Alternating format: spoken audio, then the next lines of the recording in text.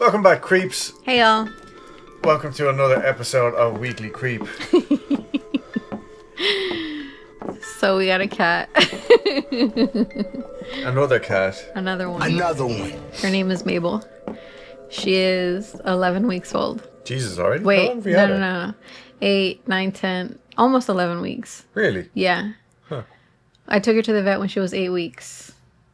And that was about 2 weeks ago. Oh. Yeah, so we got her like any other cat from the cat store. She arrived at work one night. Basically, she ran in one of like the dock doors. I think while one of the managers was cleaning out Yeah. an area or something. She was there, I think, the day before the 4th of July or on the 4th of July. But she was in the warehouse for 2 days. Yeah. And then Adam finally caught her. And here she is. Making her dramatic debut experience. She loves the back of the office chair. This is her. This is Mabel. Yeah. This is my Mabel. Oh, you know what we could do? Dramatic zone. Isn't she pretty? She's such a good girl. She actually is a very cute little cat. Mm-hmm. She plays with her toys by herself like a good little girl. She just keeps herself busy, you know? Yeah. So we're hoping that that's what she's going to do right now. Hopefully. Doubtful.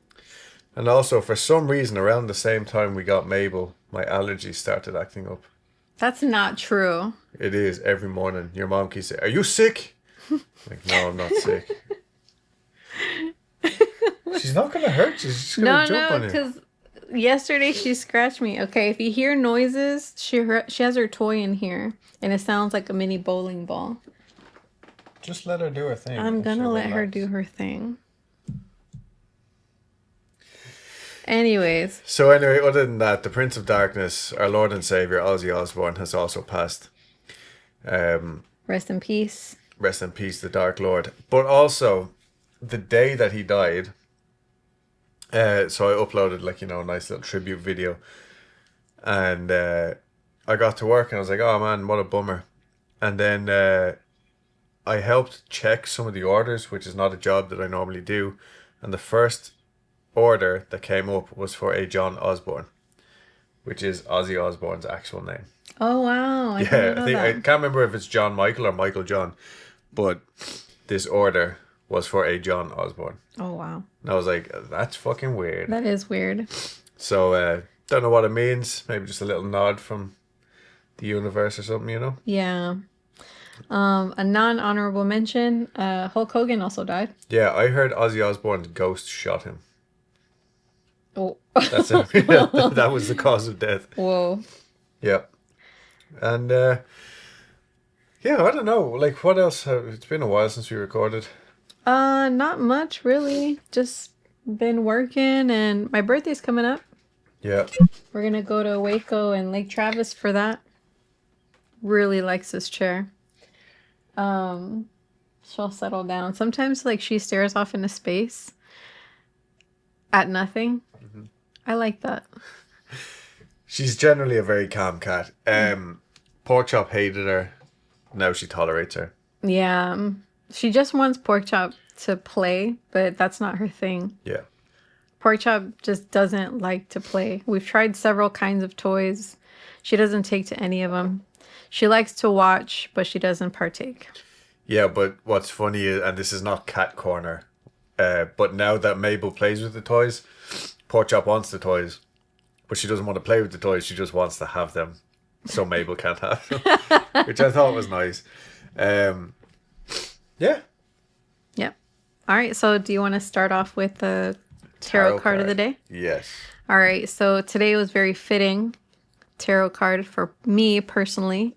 It's the Knight of Pentacles. Today's message is channel your focus into a project that means a lot to you. Your ability to be practical and strategic is strong right now. Avoid getting bogged down by minor details. Keep the momentum going and continue to make progress. Remember, you can always revisit to refine and perfect later. That was suiting for me because I literally did 80% of today's episode today. Oh, nice. Yeah. That's pretty cool. Yeah. Yeah, and we actually do have, so like, after the Philip experiment, I had a conversation with Tim and Sierra from Strange Familiars. Sierra isn't actually on Strange Familiars, but she's working with Tim on something right now. And it was like in the same vein. But I have another episode coming up, hopefully in the next 2 or 3 weeks. And another podcaster just covered it. And when I opened up Instagram yesterday and saw that she had covered it, I was like, oh, for fuck's sake. Like, I'm literally reading this book right now to do this.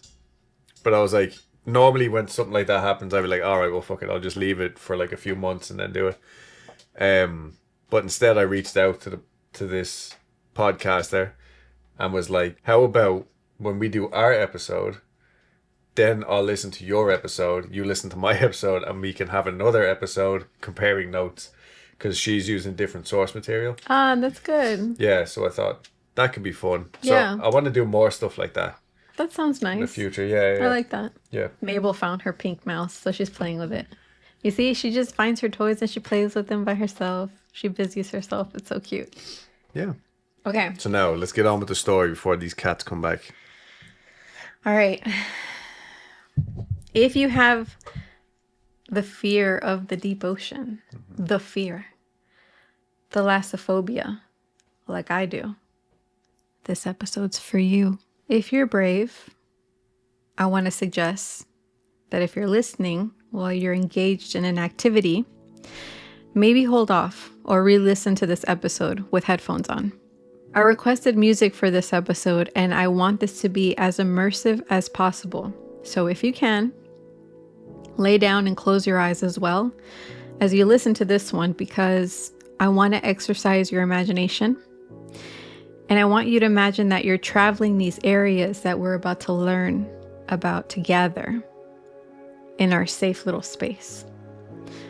Let's explore the oxygen minimal zones. So let's get into our little submarines and descend. I'm not going to add in any sound effects. I'm just going to make the sound effects. No, don't do that. Past the surface waters, we enter the ocean's twilight zone, which is a layer of water that stretches around the globe and lies 200 to 1,000 meters, or 650 to 3,300 feet below the ocean's surface, where sunlight barely touches it. The temperatures in this part of the ocean range from 39 Fahrenheit, or 4C. Celsius. Can I say 4C? Do people say that? No. Oh. I mean, you can say it, but... The temperatures in this part of the ocean range from 39 Fahrenheit, or 4 Celsius, to 41 Fahrenheit, 5 Celsius. And could get warmer the closer you are to the surface layers. Water pressure can reach 1,500 pounds per square foot. I forget what water pressure means, but basically, the deeper you go into the ocean, the more pressure I would feel pressing onto my body from literally everywhere. Mm-hmm. I'm essentially getting squeezed. Think of it as a lethal hug from Poseidon. I actually read something recently about like water pressure and scuba. Like, so you know the way a snorkel is only like a foot, like it's only like this big. Oh, okay.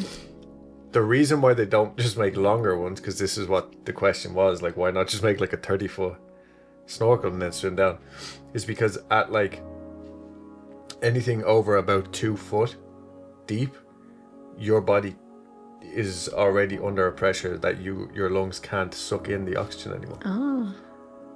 Supposedly, like from up there. Mm-hmm. You know what I mean? I guess that's why after that you need like the whole situation, kit and caboodle and the tank and all. So, yeah. So after only like a foot or 2 foot or something. That's crazy. Yeah. So for reference, at sea level, we're at 14.7 pounds of pressure per square inch.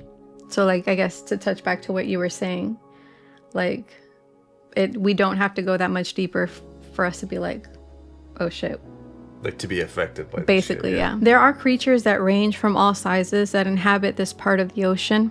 Some never leave these parts while others do swim up to the surface. Some animals have to create their own light through bioluminescence to either avoid getting eaten or to attract prey, meaning the light literally comes from a creature's organs. According to the Woods Hole Oceanographic, geez, that's a mouthful. Is it Woods Hole? Yeah. Woods Hole Oceanographic Institution. Wow. Yeah. I did research. Yeah. According to the Woods Hole Oceanographic Institution website, some fish use an adaptation called counter-illumination to keep from being seen by potential predators. Since light in the twilight zone comes from above, many predators look up to search for prey silhouetted against the surface. Consequently, some small prey fish have rows of organs called photophores along their bellies that emit light similar in intensity and color to the light of the surface water above, making them nearly invisible when viewed from below. Wow. Isn't that cool? Yeah. Conversely, predatory fish can also use bioluminescence, in their case, to attract prey to catch and eat. Some, for example, have a bioluminescent organ called an esca that dangles from a whisker-like barbell on their chins or backs, like a kind of fishing lure, to tempt potential prey. Gross. If you listen to our last episode on sea creatures, we discussed the vampire squid. This would be its home in the Twilight Zone. Again, touching at my last deep dive into creatures of the deep, the Twilight Zone receives marine snow, which is dead plankton, poo, and other organic material from the surface of the ocean. The Twilight Zone is important because the creatures that live here are prey that feed larger predators like tuna and swordfish, who play a big role in keeping the ecosystem in check. And because we rely on those food sources, we indirectly rely on the Twilight Zone as well. The Twilight Zone absorbs 1/4 of carbon dioxide from the atmosphere that comes from humans just existing. This is important because it prevents the carbon dioxide from returning to the air and turning into heat-trapping greenhouse gas, which, if you don't know, raising the temperature on Earth, think of the greenhouse effect. How does it do this? There are several ways, like when phytoplankton use energy from the sun to transform carbon dioxide into the energy and matter that allows them to grow. They in turn get eaten by small animals, called zooplankton, and then they get eaten by bigger fish and other animals. There's also the marine snow, which is carbon-rich organic waste. Then there's a daily migration of the Twilight Zone animals that feed near the surface at night and then bring the carbon in their food back down into the Twilight Zone during the day, which happens to be the biggest animal migration on the planet. Daily as well. Daily. The majority of the carbon stays in the Twilight Zone, and about 10% of it sinks into the deeper ocean when animals die or poop again, and it can remain there for up to thousands of years. Commercial fishing in the Twilight Zone began before scientists could get a full grasp of this area of the ocean. Fishing regulations have only been focusing on surface waters and the seabed. This leaves other areas of the ocean unprotected from businesses who ignore the potential disruption of the ecosystem. If you go deeper into the ocean at about 3,000 feet, which is about 1,000 meters, any kind of light is completely gone. This is a world of cold and complete darkness that reaches to the depths of 4,000 meters, which is approximately 13,100 feet, and can hit the ocean floor in some places. This other zone is called the bathypelagic zone, but it is also aptly known as the midnight zone. The midnight zone. Yeah, so now we're beneath the Twilight Zone. Okay. Here, the temperature of the water reaches 4 Celsius, or 39 Fahrenheit. The water pressure here can reach 1,469 to 5,878 pounds per square inch. The midnight zone accounts for 70% of all the seawater. There are animals that live in this habitat, but because it's so deep down in the depths, we know even less than what we do about the Twilight Zone. What we do know is that zooplankton migrate down to this level to escape predators, and it may be where their larvae develop until they reach a mature age so that they can eventually migrate into the other zones. Scientists have been able to explore these depths using remote-operated vehicles, also known as ROVs. Originally, they used lights to capture pictures, but the light exposure can frighten creatures that inhabit this place. So, the introduction of red light has helped. Red light was used because the visual systems of animals there don't detect red wavelengths, so it doesn't affect the way they go about their lives. The midnight zone is also home to microbial life like bacteria and viruses that also play a role in recycling carbon. It is also home to a fish with a face only its mother could love. You didn't think we would get through an episode without mentioning at least some creeps, did you? We're talking about the dragonfishes. There are several kinds of dragonfish who belong to the Stromidae family. They're all apex predators and very strong swimmers. Most have black skin that helps camouflage them. There are some dragonfishes who have luminescent lures on their chin that entice prey to meet their end at the wrong end of their gruesome fanged mouths. You might be thinking, well, if they bioluminesce, surely prey can see them. But you'd be wrong. To stay hidden from predators, they have evolved black stomach walls that absorb the light and conceal any other light that would give them away. Their skin is very special as they can absorb 99% of light, which is important in a world of bioluminescence. Dragonfish can open their enormous jaws to more than 100 degrees and catch prey that are 50% greater than their own body mass. Their teeth are made of a combination of hydroxyapatite and collagen, which makes them invisible in the deep ocean. The 64 species of dragonfish thrive in freezing cold waters that can be between 3 Celsius, which is 37 Fahrenheit, and of those species, 5 thrive in Arctic waters. Remember what I said about red light earlier? Well, that doesn't apply to dragonfish. They have retinal long-wave sensitivity that allows them to see red light and spot movement of prey.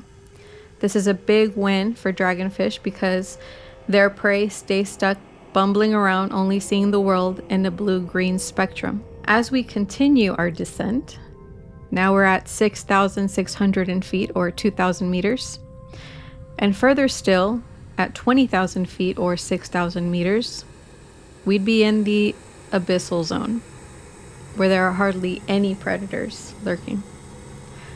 Water pressure reaches 8,817 psi, so it's a really tight squeeze. Pressure presents few problems for abyssal animals. However, because the pressures within their bodies are the same as those outside them, concentrations of nutrient salts, of nitrogen, phosphorus, and silica are very uniform in abyssal waters and are much higher than in overlying waters.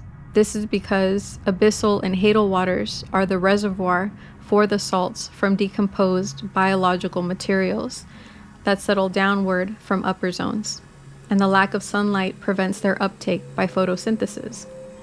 The abyssal realm is very calm, being far removed from storms that agitate the ocean at the air-sea interface. Isn't that cool? Mm-hmm. So basically, the creatures that live there, which aren't very many, are believed to reproduce slowly, but they've been able to adapt to living a very still world with no seasonal changes, where every day feels the same. I say feel because it's believed that the abyssal crustaceans and fish that live there are blind. These animals get to enjoy their day where the temperature only fluctuates by a degree or two at 3 Celsius or 36 Fahrenheit to 37 Fahrenheit. If we were in the select areas of the world, the ocean floor would be further still, taking us to what is known as the Hadal Zone, named after Hades, the Greek god of the underworld. Nice. At this point in our journey, our little submarines have arrived at 36,000 feet or 11,000 meters. This area is reserved only for trenches that reach deeper than the abyssal zone, and combined only make up an area the size of Australia. Here, there are creatures that make their home on the steep walls of these trenches, or in the bottom of these trenches where there are hydrothermal seeps of chemical energy, much like the Yeti crab we learned about a few weeks ago. According to the WHOI, which is the acronym of Woods Hole Oceanographic Institute, exploring the Hadal Zone will advance knowledge that can be used when exploring oceans beyond Earth, such as those on the moons of Jupiter and Saturn. Researchers are actively working to investigate trenches and the waters within them. To do so, the Institute is collaborating with NASA's Jet Propulsion Laboratory to develop technology that allows exploration of the Hadal Zone. Wow. And we're back to the surface waters, y'all. Welcome back. Oh. So I got a lot of this information from the Woods Hole Oceanographic Institute website, Animals FYI, and Britannica. So I hope you enjoyed. Very good. Did you enjoy that? I loved it. Brilliant. I love anything to do with the ocean or anything to do with water creatures. Just, I don't know. Because they're so mysterious. Definitely, yeah. All right, well, good job. Thank you. I hope you guys enjoyed. And I do have something special planned for the upcoming anniversary of the Jaws movie. Oh, nice. Yeah. So more ocean stuff is headed your way. Very good. But yeah, if you like this, please feel free to reach out and let us know. And yeah, follow us on Instagram. It's the only place where we're active. Weekly Creep. If you listen to this while you were doing this, I reiterate to just listen to this with your headphones on and then just travel the ocean with me. Because as I was writing it, I was just like hitting these zones and I was like, this is creepy. Wow, this is creepier. And this is creepier. Because I don't know, like I was just, these areas are so almost empty of life. They're just like desolate. So it's just even scarier how it's just lethal for a human to exist in these places. And just what comes to mind is like, you ever go into like a pool and you stick your head down and you open your eyes and look at the deep end? This is what that feeling of fear is, what all this research elicits in me. But I don't care because it's so fucking interesting. Yeah, it's like looking into the void. Like, yeah, and it's real, you know? Right on. Well, thank you very much for listening. Don't forget to rate and review on wherever the fuck you're listening. And yeah. All right. Bye. Bye. Give me the mouse. Oh, she's so fucking cute. Look.